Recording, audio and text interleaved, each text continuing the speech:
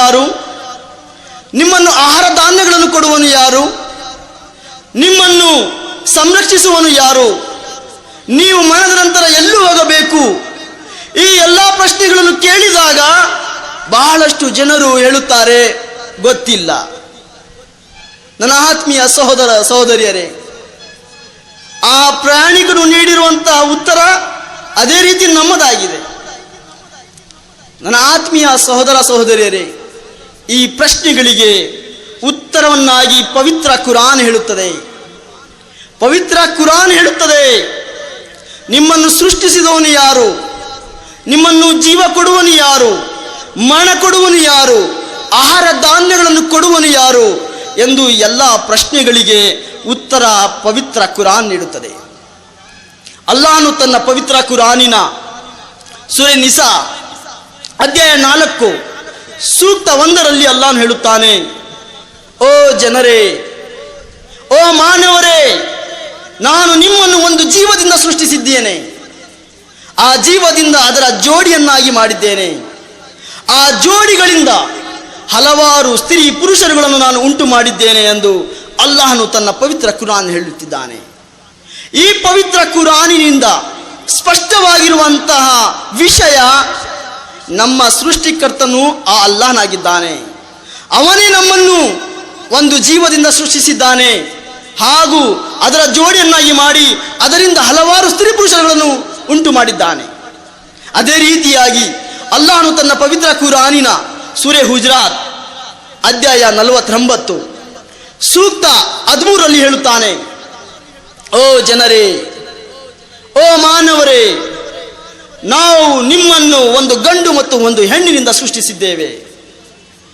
ತರುವಾಯ ನಿಮ್ಮಲ್ಲಿ ಪರಿಚಯ ಪಟ್ಟುಕೊಳ್ಳಲಿಕ್ಕಾಗಿ ಗೋತ್ರಗಳನ್ನಾಗಿ ಜನಾಂಗಗಳನ್ನಾಗಿ ಮಾಡಿದ್ದೇವೆ.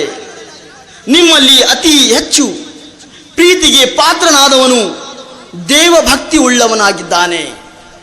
ಅಲ್ಲಾಹನು ಈ ಒಂದು ಪವಿತ್ರ ಕುರಾನಿನ ಸೂಕ್ತದಲ್ಲಿ ಸ್ಪಷ್ಟವಾಗಿ ಹೇಳುತ್ತಿದ್ದಾನೆ, ನಮ್ಮ ಸೃಷ್ಟಿಕರ್ತನು ಅಲ್ಲಾಹನಾಗಿದ್ದಾನೆ. ನಮ್ಮ ತಂದೆ ತಾಯಿಯರು ಒಬ್ಬರಾಗಿದ್ದಾರೆ. ಎಲ್ಲ ಮಾನವರನ್ನು ಸೃಷ್ಟಿಸಿದ ಪ್ರಭು ಅಲ್ಲಾಹನಾಗಿದ್ದಾನೆ. ಎಲ್ಲರ ತಂದೆ ತಾಯಿಯೂ ಒಂದೇ ಆಗಿದೆ.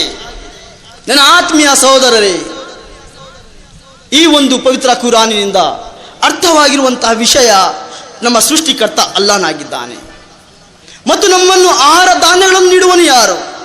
ಅಲ್ಲಾಹನು ತನ್ನ ಪವಿತ್ರ ಕುರಾನಿನ ಸೂರೆ ಅಲ್ ಬಕ್ರಾ ಅಧ್ಯಾಯ 2 ಸೂಕ್ತ 21 ಹೇಳುತ್ತಾನೆ, ನಿಮ್ಮನ್ನು ಮತ್ತು ನಿಮ್ಮ ಪೂರ್ವಿಕರನ್ನು ಸೃಷ್ಟಿಸಿದ ನಿಮ್ಮ ಪಾಲಕ ಪ್ರಭುವನ್ನು ಭಯಪಡಿರಿ, ಅವನನ್ನು ಆರಾಧನೆಯನ್ನಾಗಿ ಮಾಡಿರಿ, ಅವನನ್ನು ಪೂಜಿಸಿರಿ ಎಂದು ಅಲ್ಲಾಹ್ ಹೇಳುತ್ತಾನೆ.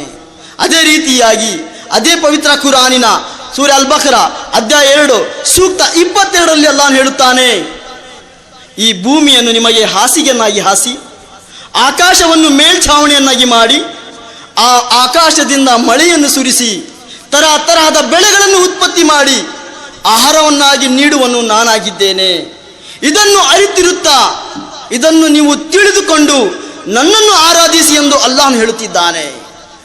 ಅದೇ ರೀತಿಯಾಗಿ ಅಲ್ಲಾಹನು ನಮ್ಮನ್ನು ಈ ಭೂಲೋಕಕ್ಕೆ ಕಳಿಸುವ ಉದ್ದೇಶವನ್ನು ಹೇಳುತ್ತಾನೆ. ಅಲ್ಲಾಹನು ತನ್ನ ಪವಿತ್ರ ಕುರಾನಿನ ಸೂರೆ ಮುಲ್ಕ್ ಅಧ್ಯಾಯ 67 ಸೂಕ್ತ 2 ಹೇಳುತ್ತಾನೆ, ನಾವು ಮರಣ ಮತ್ತು ಜೀವನವನ್ನು ಆವಿಷ್ಕರಿಸಿದೆವು, ಏಕೆಂದರೆ ಮಾನವರಲ್ಲಿ ಯಾರು ಉತ್ತಮವಾದಂತಹ ಕರ್ಮಗಳನ್ನು ಮಾಡುವರೋ ಇದನ್ನು ನಾವು ನೋಡಲಿಕ್ಕಾಗಿ ಮನುಷ್ಯರನ್ನು ಜೀವನ ಮತ್ತು ಮರಣವನ್ನು ನೀಡಿದ್ದೇವೆ. ಅಲ್ಲಾಹನು ತನ್ನ ಪವಿತ್ರ ಕುರಾನಿನ ಸೂರೆ ಜಾರಿಯಾತ್ ಅಧ್ಯಾಯ 51 ಸೂಕ್ತ 56 ಹೇಳುತ್ತಾನೆ, ವಮಾ ಖಲಕ್ತುಲ್ ಜಿನ್ನ ವಲ್ ಇನ್ಸ ಇಲ್ಲಾ ಲಿಯಅಬುದೂನ್, ನಾವು ಮನುಷ್ಯರನ್ನು ಜಿನ್ನುಗಳನ್ನು ಸೃಷ್ಟಿಸಿರುವುದು ನಮ್ಮ ಆರಾಧನೆಗಾಗಿ ಮಾತ್ರ. ನನ್ನ ಆತ್ಮೀಯ ಸಹೋದರರೇ, ಈ ಎಲ್ಲ ಪ್ರಶ್ನೆಗಳಿಗೆ ಉತ್ತರವು ಪವಿತ್ರ ಕುರಾನ್ ನೀಡುತ್ತಾ ಇದೆ. ಆದರೆ ಬಹಳಷ್ಟು ವಿಷಯಗಳು ನಿಮ್ಮ ಮುಂದೆ ಇಡುವುದು ಬಹಳವಿದೆ. ಆದರೆ ಸಮಯದ ಅಭಾವವಿರುವುದರಿಂದ ನಾನು ನನ್ನ ಭಾಷಣವನ್ನು ಮುಗಿಸುತ್ತೇನೆ. ವಾಹಿರು ದಾವಾನ ಅಲ್ಹಮ್ದುಲಿಲ್ಲಾಹಿ ರಬ್ಬಿಲ್ ಆಲಮೀನ್. ಅಸ್ಸಲಾಮು ಅಲೈಕುಂ ವರಹಮತುಲ್ಲಾಹಿ ಬರ್ಕಾತುಹು. ಜಜಾಕಲ್ಲಾಹು ಖೈರ್. ಬಿಸ್ಮಿಲ್ಲಾಹಿರ್ ರಹ್ಮಾನಿರ್ ರಹೀಮ್. ಈ ಕಾರ್ಯಕ್ರಮದ ಎರಡನೇ ಹಂತವಾದ ಈ ಒಂದು ಸಭೆಯು ಪ್ರಾರಂಭವಾಗುವುದು. ಅದಕ್ಕೂ ಮುನ್ನ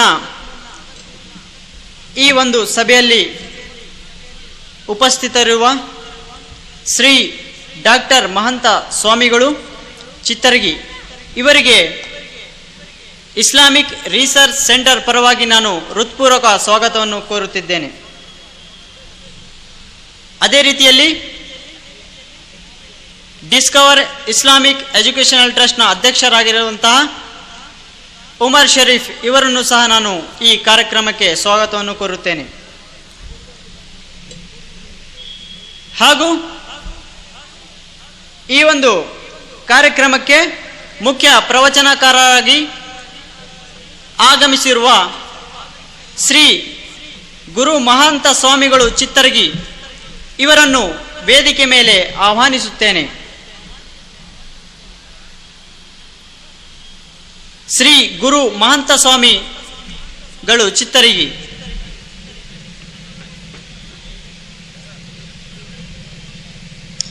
ಹಾಗೂ ಈ ಒಂದು ಕಾರ್ಯಕ್ರಮದ ಮತ್ತೋರ್ವ ಪ್ರವಚನಕಾರರಾದಂತಹ ಸಹೋದರ ಇಬ್ರಾಹಿಂ ಖಲೀಲ್ ಇವರನ್ನು ಸಹ ನಾನು ವೇದಿಕೆ ಮೇಲಿನ ಆಸನವನ್ನು ಅಲಂಕರಿಸಬೇಕೆಂದು ವಿನಂತಿಸಿಕೊಳ್ಳುತ್ತೇನೆ. ಸಹೋದರ ಇಬ್ರಾಹಿಂ ಖಲೀಲ್, ಈಗ ಸಹೋದರ ಇಬ್ರಾಹಿಂ ಖಲೀಲ್ ಇವರ ಒಂದು ಸಂಕ್ಷಿಪ್ತ ಪರಿಚಯವನ್ನು ನಿಮಗೆ ಹೇಳಲಿದ್ದೇನೆ. ಸಹೋದರ ಇಬ್ರಾಹಿಂ ಖಲೀಲ್ ಇವರು ಮಂಗಳೂರಿನ ಗ್ರಾಮದಲ್ಲಿ ಜನಿಸಿದ್ದು ಇವರು ತಮ್ಮ ವಿದ್ಯಾಭ್ಯಾಸವನ್ನು ಮಂಗಳೂರಿನಲ್ಲೇ ಪೂರ್ಣಗೊಳಿಸಿದ್ದಾರೆ. ಪ್ರಸ್ತುತ ಇವರು ಸೌತ್ ಕರ್ನಾಟಕ ಸಲಫಿ ಮೂವ್ಮೆಂಟ್ನ ಸ್ಥಳೀಯ ಘಟಕದ ಕಾರ್ಯದರ್ಶಿ ಮತ್ತು SKSMನ ವಿದ್ಯಾರ್ಥಿ ವಿಭಾಗದ ಸದಸ್ಯರಾಗಿ ಕಾರ್ಯನಿರ್ವಹಿಸುತ್ತಿದ್ದಾರೆ. ಈಗ ನಾನು ಸಹೋದರ ಇಬ್ರಾಹಿಂ ಖಲೀಲ್ ಇವರನ್ನು ಆಹ್ವಾನಿಸುತ್ತೇನೆ. ಅಲ್ಹಮ್ದುಲಿಲ್ಲಾಹಿ ರಬ್ಬಿಲ್ ಆಲಮೀನ್. ಅಲ್ಲಾಹುಮ್ಮ ಸಲ್ಲಿ ಅಲಾ ಮುಹಮ್ಮದಿನ್ ವ ಅಲಾ ಆಲಿ ಮುಹಮ್ಮದ್ ಕಮಾ ಸಲ್ಲೈತ ಅಲಾ ಇಬ್ರಾಹೀಮ ವ ಅಲಾ ಆಲಿ ಇಬ್ರಾಹೀಮ್ ಇನ್ನಕ ಹಮೀದುಂ ಮಜೀದ್. ಅಲ್ಲಾಹುಮ್ಮ ಬಾರಿಕ್ ಅಲಾ ಮುಹಮ್ಮದಿನ್ ವ ಅಲಾ ಆಲಿ ಮುಹಮ್ಮದ್ ಕಮಾ ಬಾರಕ್ತ ಅಲಾ ಇಬ್ರಾಹೀಮ ವ ಅಲಾ ಆಲಿ ಇಬ್ರಾಹೀಮ್ ಇನ್ನಕ ಹಮೀದುಂ ಮಜೀದ್. ಅಊಜು ಬಿಲ್ಲಾಹಿ ಮಿನಶ್ ಶೈತಾನಿರ್ ರಜೀಮ್. ಬಿಸ್ಮಿಲ್ಲಾಹಿರ್ ರಹ್ಮಾನಿರ್ ರಹೀಮ್. ವ ಇಲಾಹುಕುಂ ಇಲಾಹುನ್ ವಾಹಿದ್ ಲಾ ಇಲಾಹ ಇಲ್ಲಾ ಹುವರ್ ರಹ್ಮಾನುರ್ ರಹೀಮ್. ವಮಾ ಅರ್ಸಲ್ನಾಕ ಇಲ್ಲಾ ರಹ್ಮತಲ್ ಲಿಲ್ ಆಲಮೀನ್.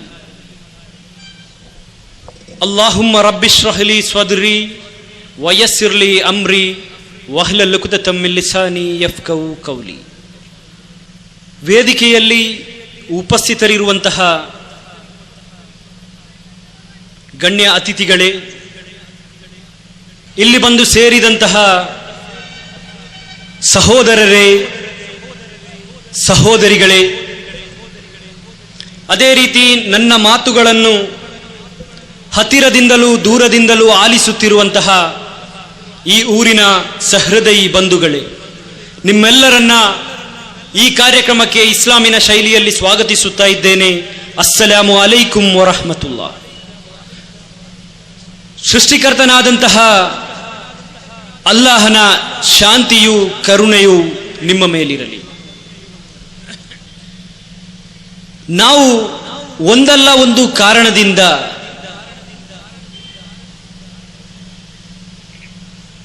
ಆಸ್ಪತ್ರೆಗಳಿಗೆ ಭೇಟಿ ನೀಡಿದವರಾಗಿದ್ದೇವೆ.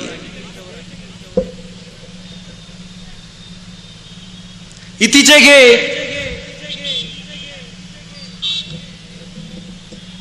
ಸಹೋದರಿಯೊಬ್ಬರಿಗೆ ಜನಿಸಿದ ಮಗುವನ್ನು ನೋಡುವ ಕಾರಣದಿಂದಾಗಿ ಆಸ್ಪತ್ರೆಗೆ ಭೇಟಿ ನೀಡಿದಂತಹ ಸಂದರ್ಭದಲ್ಲಿ ಆಸ್ಪತ್ರೆಯಲ್ಲಿ ಒಂದು ಮಗು ಜನನವಾದಂತಹ ಸಂದರ್ಭದಲ್ಲಿ ನಾವು ಆ ಮಗುವನ್ನು ನೋಡಲು ಆಸ್ಪತ್ರೆಗೆ ಭೇಟಿ ನೀಡುವಾಗ ಅದೇ ಸಂದರ್ಭದಲ್ಲಿ ಬೇರೆ ಮಕ್ಕಳು ಕೂಡ ಆ ಆಸ್ಪತ್ರೆಗಳಲ್ಲಿ ಜನಿಸಿರಬಹುದು.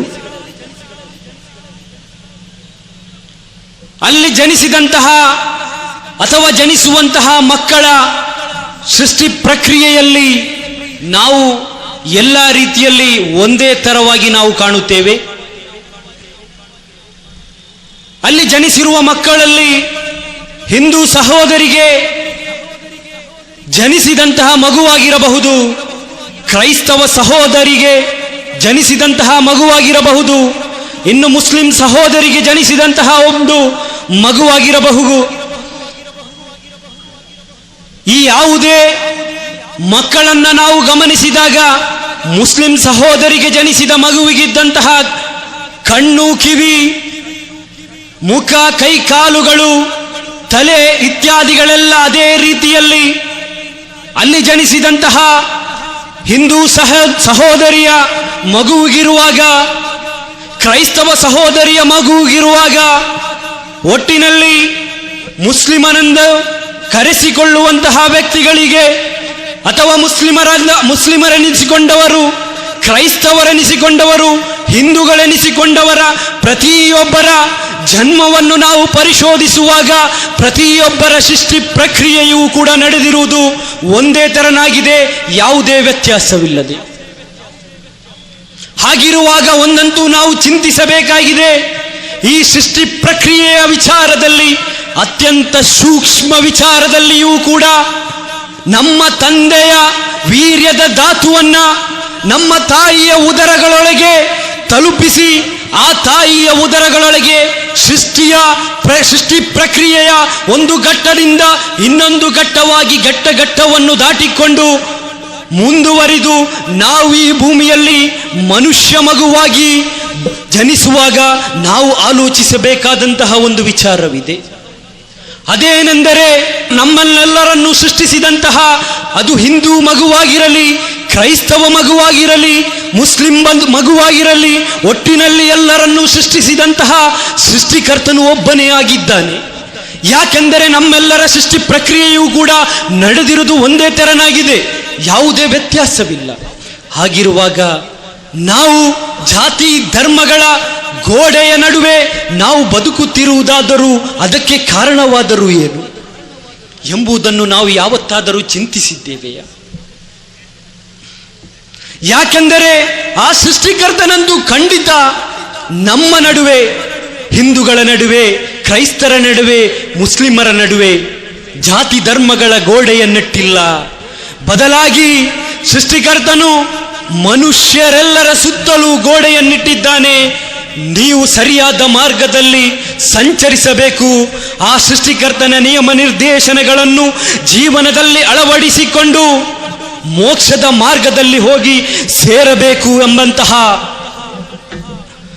ಉತ್ತಮವಾದಂತಹ ಒಂದು ವಿಚಾರವನ್ನಿಟ್ಟುಕೊಂಡು ಸೃಷ್ಟಿಕರ್ತನು ನಮ್ಮ ನಡುವೆ ಗೋಡೆಗಳನ್ನಿಡದೆ ನಮ್ಮ ಸುತ್ತಲೂ ಗೋಡೆಯನ್ನಿಟ್ಟಿದ್ದಾನೆ. ಹಾಗಾದರೆ ನಮ್ಮ ನಡುವೆ ಜಾತಿ ಧರ್ಮಗಳ ಗೋಡೆಯನ್ನಿಟ್ಟಿದ್ದಾದರೂ ಯಾರು? ನಾವು ಆಲೋಚಿಸಬೇಕಾಗಿದೆ. ಈ ನಿಟ್ಟಿನಲ್ಲಿ ಪ್ರತಿಯೊಂದು ಧರ್ಮಗಳಲ್ಲಿಯೂ ಕೂಡ ಆ ಧರ್ಮವನ್ನ ಜನರಿಗೆ ಕಲಿಸಿಕೊಡಲಿರುವಂತಹ ಧರ್ಮದ ಮುಖ್ಯಸ್ಥರುಗಳಿದ್ದಾರೆ. ನಾವು ನೋಡಿರುತ್ತೇವೆ ಹಲವಾರು ಸೌಹಾರ್ದ ಸಮಾರಂಭಗಳನ್ನ, ಧರ್ಮ ಸೌಹಾರ್ದ ಸಮಾರಂಭಗಳನ್ನ ಅದರಲ್ಲಿ ಭಾಗವಹಿಸಿದವರಾಗಿರುವರು ನಾವೆಲ್ಲರೂ. ಆದರೆ ನಾವು ಚಿಂತಿಸಬೇಕಾದಂತಹ ಒಂದು ವಿಚಾರ, ಅಲ್ಲಿ ಬಂದಂತಹ ಒಬ್ಬ ಮುಸ್ಲಿಂ ಪ್ರತಿನಿಧಿ ಎನಿಸಿಕೊಂಡವನು ತನ್ನ ಮಾತಿನುದ್ದಕ್ಕೂ ಹೇಳುವಂತಹ ಹಲವಾರು ವಿಚಾರಗಳನ್ನು ನಾವು ಕೇಳಿದ್ದೇವೆ. ಅಲ್ಲಿ ಬಂದಂತಹ ಈ ಸೌಹಾರ್ದ ಸಮ್ಮೇಳನ ಅಂತ ಕರೆಸಿಕೊಂಡು ಅಲ್ಲಿ ಕಾರ್ಯಕ್ರಮವನ್ನು ನಡೆಸಿಕೊಡುವಂತಹ ಸಂದರ್ಭದಲ್ಲಿ ಅಲ್ಲಿ ಬಂದಂತಹ ಮುಸ್ಲಿಂ ಪ್ರತಿನಿಧಿಯು ಹೇಳುವಂತ ಮಾತುಗಳು ಈ ರೀತಿಯಾಗಿರಬಹುದು. ಪ್ರವಾದಿ ಮುಹಮ್ಮದ್ ಸಲ್ಲಲ್ಲಾಹು ಅಲೈಹಿ ವಸಲ್ಲಮರವರು ಕಲಿಸಿಕೊಟ್ಟಿದ್ದಾರೆ, ನೆರೆಮನೆಯಲ್ಲಿರುವವನು ಹಸಿದಿರುವಾಗ ಹೊಟ್ಟೆ ತುಂಬ ಉಣ್ಣುವವನು ನನ್ನವನಲ್ಲ ಎಂದು ಹೇಳಿಕೊಂಡು ಬರುವಂತಹ ಪ್ರಯೋಗವನ್ನ, ಒಟ್ಟಿನಲ್ಲಿ ಆ ಒಂದು ಸಂದೇಶವನ್ನು ನಾವು ಕೇಳಿರಬಹುದು.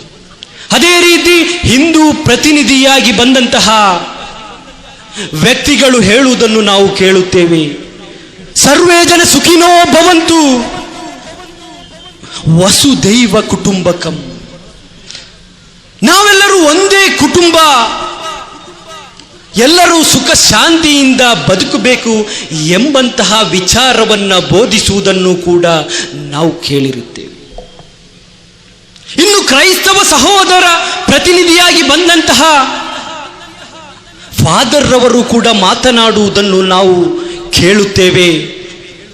ನಿನ್ನ ನೆರೆಮನೆಯಲ್ಲಿರುವವನನ್ನು ನಿನ್ನಂತೆ ಪ್ರೀತಿಸಬೇಕು ಎಂದು ಬೈಬಲ್ನಲ್ಲಿ ಸಂದೇಶವಿದೆ ಅಂತ.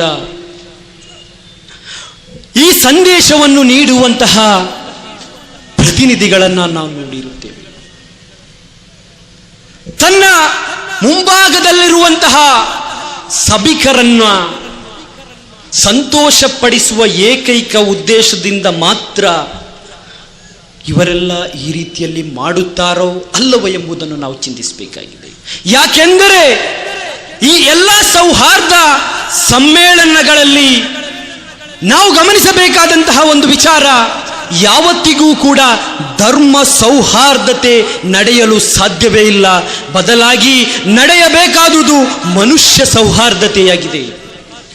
ಆ ಮನುಷ್ಯ ಸೌಹಾರ್ದತೆಯನ್ನ ಇಚ್ಛಿಸುವ ಯಾವುದೇ ಒಬ್ಬ ಮನುಷ್ಯನು ಚಿಂತಿಸುವಾಗ ಅವನ ಮನದಾಳದಲ್ಲಿ ಒಂದು ಪ್ರಶ್ನೆ ಹೇಳಬಹುದು. ಎಲ್ಲ ಧರ್ಮಗ್ರಂಥಗಳು ಕಲಿಸಿಕೊಟ್ಟಂತಹ ಮೂಲ ಸಂದೇಶ, ಮೊದಲನೇ ಸಂದೇಶ ಇದು ಆಗಿರಬಹುದೋ ಈ ಪ್ರತಿನಿಧಿಗಳು ಮಾತನಾಡಿದ್ದು? ಆದರೆ ಒಂದಂತೂ ಸ್ಪಷ್ಟ, ಖಂಡಿತವಾಗಿಯೂ ಈ ಎಲ್ಲ ಪ್ರತಿನಿಧಿಗಳು ಹೇಳಿಕೊಂಡಿರುವಂತಹ ವಿಚಾರ ಸೃಷ್ಟಿಕರ್ತನಾದಂತಹ ದೇವನು ಕಲಿಸಿದಂತಹ ಎರಡನೇ ದೇವಾಜ್ಞೆಗಳನ್ನಾಗಿದೆ. ಯಾಕೆಂದರೆ ಬೈಬಲ್ನ ಅವತರಣೆಯನ್ನು ನಾವು ಪರಿಶೋಧಿಸುವಾಗ ಹೊಸ ಒಡಂಬಡಿಕೆಯ ಮಾರ್ಕನು ಬರೆದಂತಹ ಸುವಾರ್ತೆಯ 12ನೇ ಅಧ್ಯಾಯದ 30ನೇ ಸೂಕ್ತವನ್ನು ಅಥವಾ ವಚನವನ್ನು ನಾವು ಗಮನಿಸುವಾಗ, ನಿನ್ನ ನೆರೆಮನೆಯವನನ್ನು ನಿನ್ನಂತೆ ಪ್ರೀತಿಸು, ಇದು ದೈವಾಜ್ಞೆಗಳಲ್ಲಿ 2ನೇ ಆಜ್ಞೆಯಾಗಿದೆ ಎಂಬುದಾಗಿದೆ.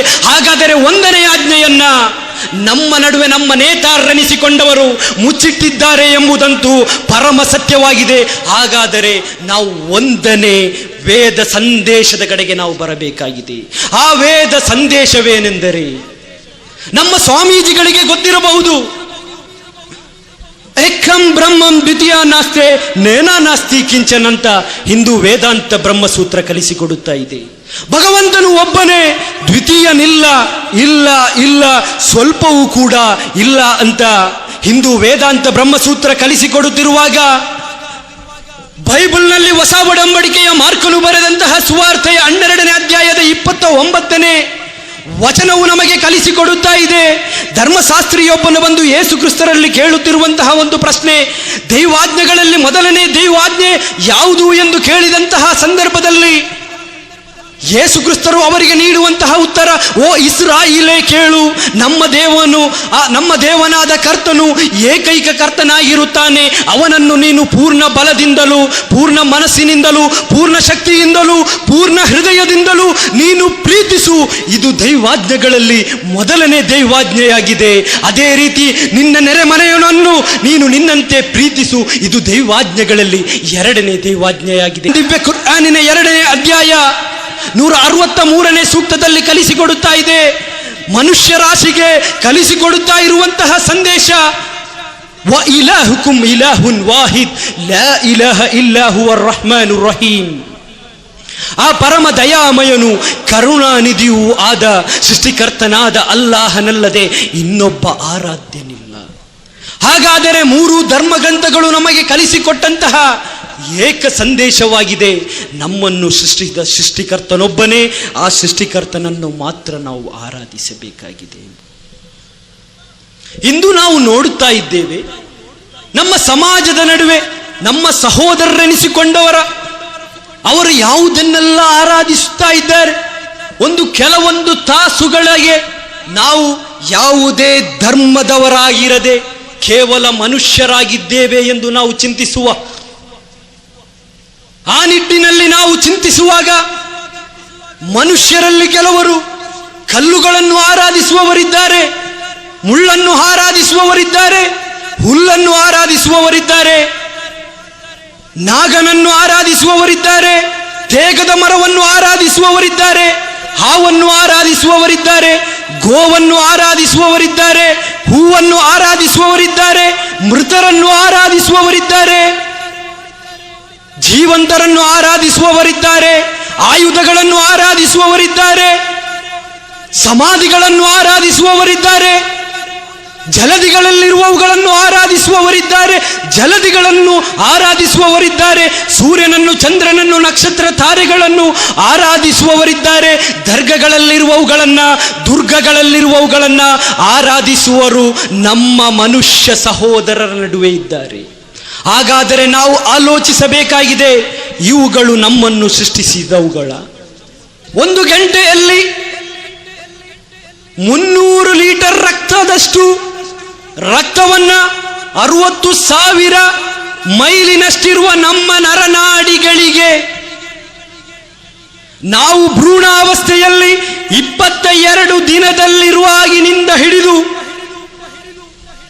ನಾವು ಮರಣಿಸುವವರೆಗೆ ಅಥವಾ ನಮ್ಮ ಮರಣದವರೆಗೆ 1 ನಿಮಿಷ ಬಿಡುವಿಲ್ಲದೆ ರಕ್ತವನ್ನು ಪಂಪು ಮಾಡುವಂತಹ ಒಂದು ಅಂಗವಾಗಿದೆ ನಮ್ಮ ಹೃದಯ.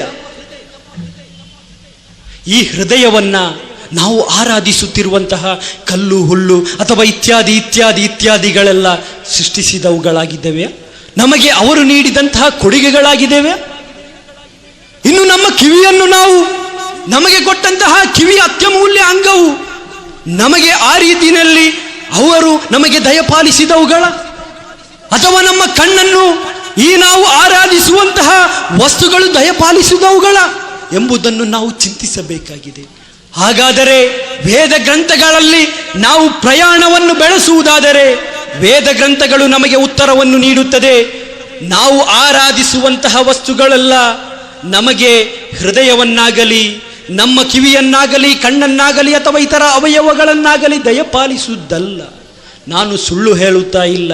ಬದಲಾಗಿ ಕೇನೋಪನಿಷತ್ತಿನ 1ನೇ ಖಂಡದ 7, 6, 7, 8ನೇ ಶ್ಲೋಕವನ್ನು ನಾವು ಪರಿಶೋಧಿಸುವಾಗ, ಯನ್ಮನಸ್ಸಾನ ಮನುತೆ ಏನ ಹುರ್ಮಾನ ಮಥಂ ತದೇವ ಬ್ರಹ್ಮತ್ವಂ ವಿದ್ದಿನೇದಂ ಯದಿದಮುಪಾಸತೆ ಯಚ್ಚಕ್ಷುಷನ ಪಶ್ಯತಿ ಯೇನ ಚಕ್ಷುಂಷಿ ಪಶ್ಯತಿ ತದೇವ ಬ್ರಹ್ಮತ್ವಂ ವಿದ್ದಿನೇದಂ ಯದಿದಮುಪಾಸತೆ ಯಚೋತ್ರಣೇನ ಶೃಣೋತಿ ಯೇನ ಶ್ರೋತ್ರಮಿದಂ ಶ್ರುತಂ ತದೇವ ಬ್ರಹ್ಮತ್ವಂ ವಿದ್ದಿನೇದಂ ಯದಿದಮುಪಾಸತೆ ಅಂತ ಕಲಿಸಿಕೊಡುತ್ತಾ ಇದ್ದೀನಿ.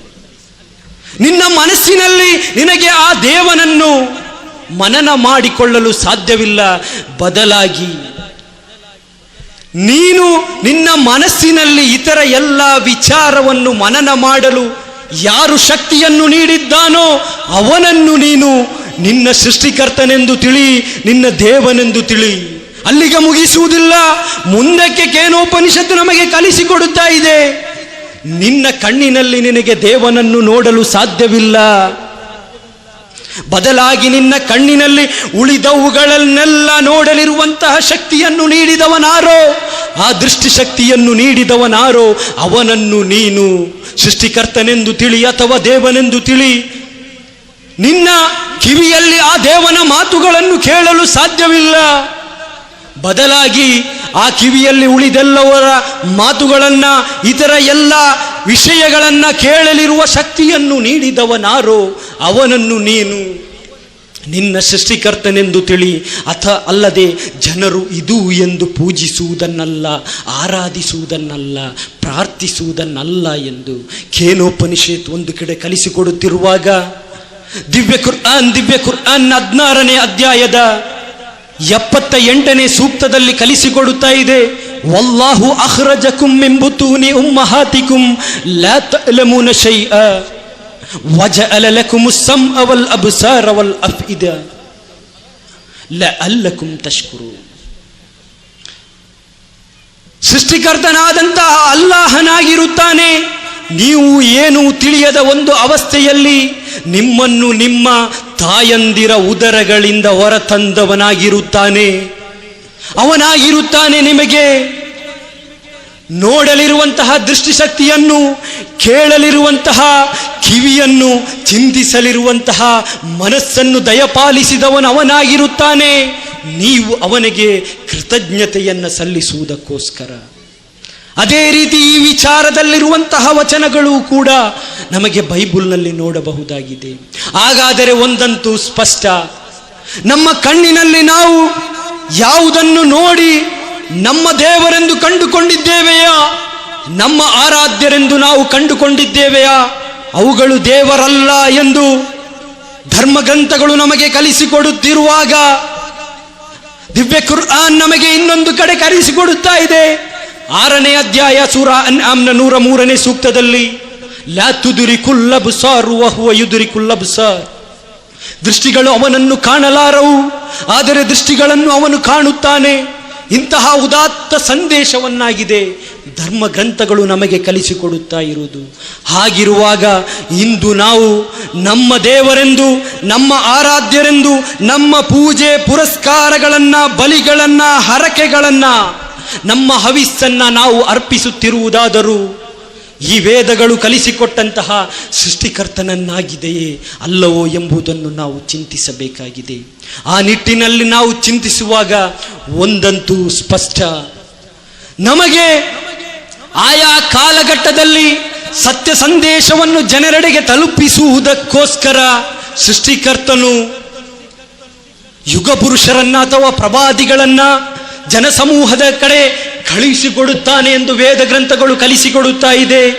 ಶ್ರೀಮದ್ ಭಗವದ್ಗೀತೆಯ 4ನೇ ಅಧ್ಯಾಯದ 7 ಮತ್ತು 8ನೇ ಶ್ಲೋಕದಲ್ಲಿ ಕಲಿಸಿಕೊಡುತ್ತಾ ಇದೆ.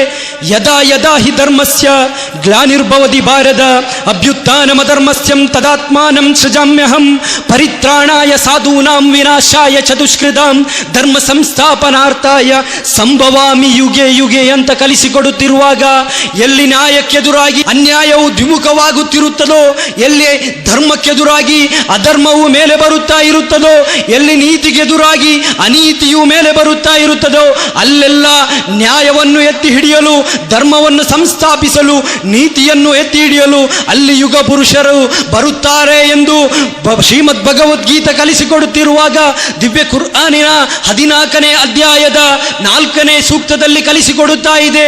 ಪ್ರತಿಯೊಂದು ಕಾಲಘಟ್ಟದಲ್ಲಿಯೂ ಕೂಡ ಆಯಾ ಪ್ರದೇಶಗಳಿಗೆ ಸಂದೇಶವಾಹಕರನ್ನು ಕಳಿಸಿ ಇರುತ್ತೇವೆ ಎಂಬುದನ್ನು ಸೃಷ್ಟಿಕರ್ತನನ್ನು ಕುರ್ಆನಿನಲ್ಲಿ ಪರಿಚಯಿಸುತ್ತಿರುವಾಗ ಹಾಗೆ ಬಂದಂತಹ ಪ್ರವಾದಿಗಳಲ್ಲಿ ಕೊನೆಯ ಪ್ರವಾದಿಯಾಗಿರುತ್ತಾರೆ ಪ್ರವಾದಿ ಮುಹಮ್ಮದ್ ಸಲ್ಲಲ್ಲಾಹು ಅಲೈಹಿ ವಸಲ್ಲಮರವರು. ಆ ಪ್ರವಾದಿಯ ಬಗ್ಗೆ ವೇದ ಗ್ರಂಥಗಳಲ್ಲಿ ಉಲ್ಲೇಖವಿದೆ. ಭವಿಷ್ಯತ್ ಪುರಾಣದಲ್ಲಿಯೂ ಕೂಡ ನಮಗೆ ಪ್ರವಾದಿ ಮುಹಮ್ಮದ್ ಸಲ್ಲಲ್ಲಾಹು ಅಲೈಹಿ ವಸಲ್ಲಮರ ಬಗ್ಗೆ ಉಲ್ಲೇಖಗಳು ದೊರೆಯುತ್ತದೆ. ಏತಸ್ಮಿನೆಂದರೆ ಮ್ಲೇಚ್ಛಾಚಾರಣ್ಯ ಸಮನ್ವಿತ ಮಹಮ್ಮದ ಇತಿಖ್ಯಾತ ಶಿಷ್ಯಶಾಗ ಸಮನ್ವಿತಂ ಅಂತ ಭವಿಷ್ಯತ್ ಪುರಾಣವು ನಮಗೆ ಕಲಿಸಿಕೊಡುತ್ತಾ ಇದೆ. ಅಲ್ಲಿ ಹೇಳುವಂತಹ ವಿಚಾರವಾದರು ಏನೆಂದರೆ, ಹೀಗಿರುವಾಗ ವಿದೇಶಿಗನಾದಂತಹ ಒಬ್ಬ ಆಚಾರ್ಯನ ಆಗಮನವಾಗುತ್ತದೆ. ಆ ಆಚಾರ್ಯನು ಮರುಭೂಮಿ ಪ್ರದೇಶದವರಾಗಿರುತ್ತಾರೆ. ಆ ಆಚಾರ್ಯರೊಂದಿಗೆ ಶಿಷ್ಯ ಸಂಕಲೆ ಇರುತ್ತದೆ ಎಂಬುದನ್ನು ವೇದ ಗ್ರಂಥದಲ್ಲಿ ಭವಿಷ್ಯತ್ ಪುರಾಣದಲ್ಲಿ ವ್ಯಾಸ ಮಹರ್ಷಿಯು ಉಲ್ಲೇಖಿಸುತ್ತಾರೆ. ಆ ಉಲ್ಲೇಖದಲ್ಲಿ ಮೊಹಮ್ಮದ್ ಎಂಬ ಪದದ ಪ್ರಯೋಗವಾಗಿದೆ. ಏತಸ್ಮಿನೆಂದರೆ ಮ್ಲೇಚ್ಛಾಚಾರಣ್ಯ ಸಮನ್ವಿತ ಮಹಮ್ಮದ ಇತಿಖ್ಯಾತ ಶಿಷ್ಯಶಾಗ ಸಮನ್ವಿತಂ ಅಂತ ಅಲ್ಲಿ ಪ್ರಯೋಗವನ್ನು ನಾವು ನೋಡಬಹುದಾಗಿದೆ. ಇನ್ನು ಮುಂದಕ್ಕೆ ಆ ಪ್ರವಾದಿಯ ಬಗೆಗಿನ ಲಕ್ಷಣಗಳೇನು ಎಂಬುದನ್ನು ಕೂಡ ನಮಗೆ ವೇದಗ್ರಂಥವು ನಮಗೆ ಕಲಿಸಿಕೊಡುತ್ತಾ ಇದೆ. ಭವಿಷ್ಯತ್ ಪುರಾಣ ಮುಂದುವರಿಸಿಕೊಂಡು ಪ್ರತಿಸರ್ಗ ಪರ್ವದಲ್ಲಿ ಕಲಿಸಿಕೊಡುತ್ತಾ ಇದೆ.